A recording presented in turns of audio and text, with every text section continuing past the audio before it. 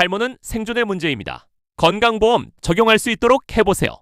라고 말씀하신 분이 계세요. 탈모이신 남성분들 어떻게 생각하세요? 지금 20대 남성 4명 중 1명이 탈모를 겪고 있다 하네요. 한 달에 30만 원씩 쓰고 있는데 건강보험 적용하면 2에서 3만 원밖에 안 드는 게 탈모 치료제라고 해요. 탈모 환자분 중 한 분은 저 25살에 탈모 시작됐어요. 면접 볼 때마다 면접관이 제 이마만 쳐다봐요. 소개팅 앱에서 사진 올리면 머리숱부터 지적당합니다. 한 달에 프로페시아, 미녹시딜 사면 25만 원이에요. 1년이면 300만 원 나가요. 라고 하시네요. 그런데 건강보험공단은 공단의 빚이 늘어날 걸 걱정하고 있어요. 유전성 탈모는 질병이 아닙니다. 자연스러운 현상이에요. 라고 합니다. 탈모이신 분은 억울하다고 해요. 노화 안으로 백내장 오는 거 건보 적용되고, 노화로 무릎 연골 닳는 거 건보 적용되고, 근데 유전으로 머리 빠지는 거 그거는 왜 안 되냐는 거죠? 지금 20대가 건보료 얼마나 내느냐? 연평균 120만 원 낸다 합니다. 근데 쓰는 의료비는 38만 원이라 해요. 매년 82만 원씩 손해보는 거라는 거죠. 그런데 70대는 어떨까요? 50만 원 내고 520만 원 씁니다. 470만 원 이득이에요. 우리 돈으로 노인들 무릎 수술해주는데 우리 머리는 왜 안 되냐? 이런 얘기 나오는 게 영 틀린 말도 아니네요. 그래서 이재명 대통령이 폭탄 발언을 던진 겁니다. 탈모는 예전엔 미용 문제였지만 지금은 생존의 문제다. 이 말 한마디에 인터넷이 난리가 났어요. 찬성하는 사람들은 드디어 우리 편 대통령 나왔다. 이게 진짜 민생이지. 이러는데 반대하는 사람들은 건보 재정 파탄 내려고 다음엔 키 작은 것도 건보 적용하나? 이러고 있거든요. 근데 여기서 진짜 웃긴 건요. 정부의 반응입니다. 보건복지부는 대통령님 지시대로 검토하겠습니다. 이러는데 기획재정부는 재정 여건을 고려해야 합니다. 사실상 반대하는 거예요.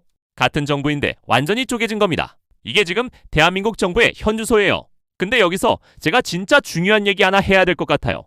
여러분, 우리나라 건강보험이 얼마나 좋은지 아세요? 중국 사람들이 한국 와서 이거 이용하려고 애를 씁니다. 실제로 중국인들이 한국 와서 건보 적용받고 암 수술하고 돌아가는 거 뉴스에 나왔잖아요. 한 건에 수천만 원어치 혜택 받아가는 거예요. 왜 그럴까요? 우리 건보가 세계적으로 봤을 때 엄청난 혜택이기 때문이에요. 근데 지금 우리 건보 재정이 어떤지 아세요? 2023년 기준으로 적자가 6조 원입니다. 6조예요. 그리고 계속 늘어나고 있어요. 지금 암 환자들 항암제 비용 때문에 난리예요.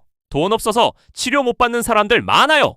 희귀병 환자들은 약값이 수천만 원씩 나가는데 건보 적용 안 돼서 집 팔고 치료받는 사람들도 있거든요. 이런 상황에서요. 탈모에 연간 2조 원을 쓰자는 겁니까? 그럼 그 돈은 어디서 나와요? 결국 건보료 올리는 수밖에 없어요. 아니면 정말 필요한 곳에 예산을 깎는 거예요. 여기서 진짜 무서운 시나리오가 나옵니다. 탈모 건보 적용됐어요. 그럼 다음은 뭐죠? 비만 치료제, 불임 시술, 기성장 호르몬, 주름 제거, 치아 교정. 끝이 없어요. 다 삶의 질과 관련 있잖아요. 다 스트레스 받잖아요. 그럼 다 건보 적용하자는 거예요? 그렇게 되면 어떻게 될까요? 건보 재정 완전히 무너집니다. 그럼 결국 어떻게 돼요? 진짜 생명이 위급한 암 환자, 심장병 환자, 희귀병 환자들한테 갈 돈이 없어져요. 이게 바로 제가 가장 우려하는 부분입니다. 자, 그럼 본격적으로 찬반 논리 들어가 볼게요. 두 분을 모셨습니다. 먼저 찬성하시는 분 이야기 들어볼게요. 저는 탈모도 건강보험 혜택을 받아야 한다고 생각합니다. 첫 번째, 이건 정신건강 문제입니다. 탈모 환자 47%가 우울증 겪어요. 근데 우리는 머리 다 빠질 때까지 기다렸다가 우울증 약만 처방받으라는 거예요? 탈모로 우울증 오면 그건 건보 적용되는데 탈모 자체는 안 된다고요? 예방이 더 중요한 거 아닌가요? 두 번째, 약값 폭리를 막아야 합니다. 지금 프로페시아 한 달에 20만 원씩 내잖아요. 근데 건보 적용되면 2에서 3만 원으로 떨어져요. 지금은 제약사들만 배불리는 구조란 말이에요. 세 번째, 세대 형평성이 지켜져야 해요. 20대는 연간 82만 원 손해보고 70대는 470만 원 이득이에요. 젊은 세대도 혜택 받을 자격이 있다는 거죠.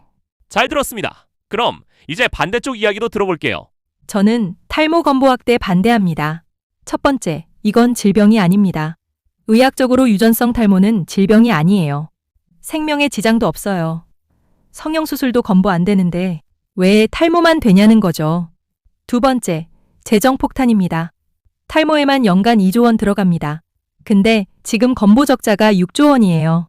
암 환자들 치료비도 부족한데 탈모약에 2조 원 쓰면 되겠어요?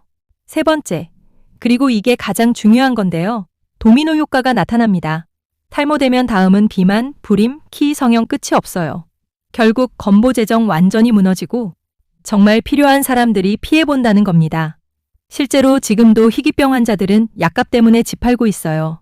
암 환자들은 최신 항암제 못 받고 있고요.